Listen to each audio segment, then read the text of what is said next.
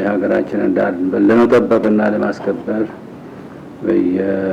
በየበረፉማችሁ የምትገኙ በህመም ምክንያት በየጸበሉና በየሆስፒታሉ ያላችሁ እንዲሁም የህግ ታራሚዎች ሆናችሁ በየማረሚያ ቤቱ የምትገኙ ኢትዮጵያውያንና ኢትዮጵያውያት እንኳን ለ2017 ዓመተ ምህረት በዓለ ትንሣኤው በሰላም አደረሳችሁ። ዘር ሳይኖር ፍሬ እንደማይገኝ ሁሉ ሕይወታዊ ትንሣኤ ያለ ሃይማኖትና ስነ ምግባር ሊገኝ አይችልም። ጌታችን ይህንን አስመልክቶ ሲያስተምረን መልካም ያደረጉ ለሕይወት ትንሣኤ ይነሳሉ፣ ክፉ ያደረጉም ለፍርድ ትንሣኤ ይነሳሉ ብሎ አሳውቆናል። ወገኖቻችን በትንሣኤው በዓል ተጽናንተው እና እፎይ ብለው በደስታ እንዲያሳልፉ ካለን ከፍለን በመመገብና በማልበስ እንድንደርስላቸው በእግዚአብሔር ስም አባታዊ መልእክታችንን እናስተላልፋለን።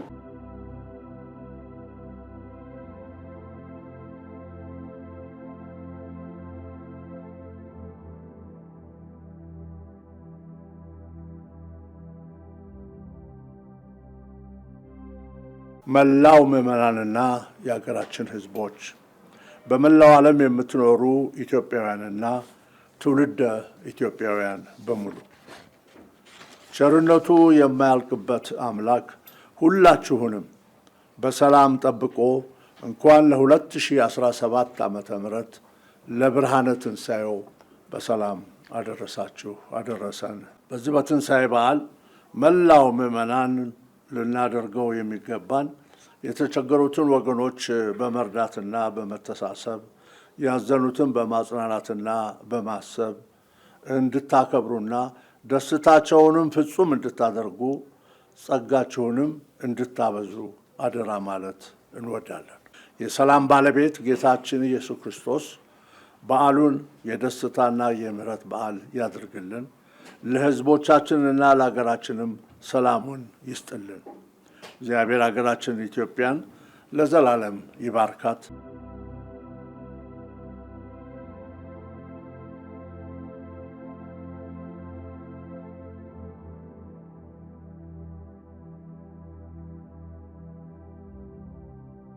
የክርስትና እምነት ተከታዮችና ኢትዮጵያውያን ወገኖች በሙሉ ልዑል እግዚአብሔር አምላክ ሁላችሁንም በሰላምና በጤና ጠብቆ እንኳን ለ2017 ዓመተ ምህረት የትንሣኤ መታሰቢያ በዓል አደረሳችሁ። ትንሣኤ ጥላቻ በፍቅር፣ መለያየት በአንድነት፣ ሐዘን በደስታ የተቀየረበትና የእግዚአብሔር ድንቅ ፍቅር የተገለጠበት ስለሆነ ከሁሉ በፊት በእኛ በክርስቲያኖች መካከል እውነተኛ ፍቅር መታየት ይኖርበታል።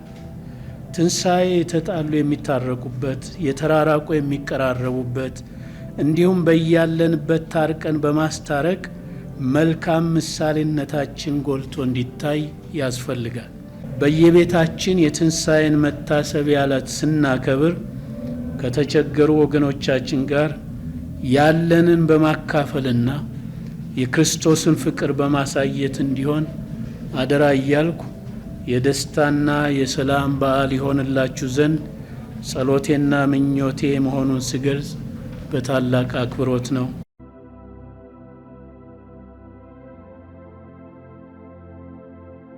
ለመላው የክርስትና እምነት ተከታዮች እንኳን ለ2017 ዓመተ ምህረት የጌታችንና የመድኃኒታችን የኢየሱስ ክርስቶስ ትንሣኤ በዓል በሰላም አደረሳችሁ እላለሁ።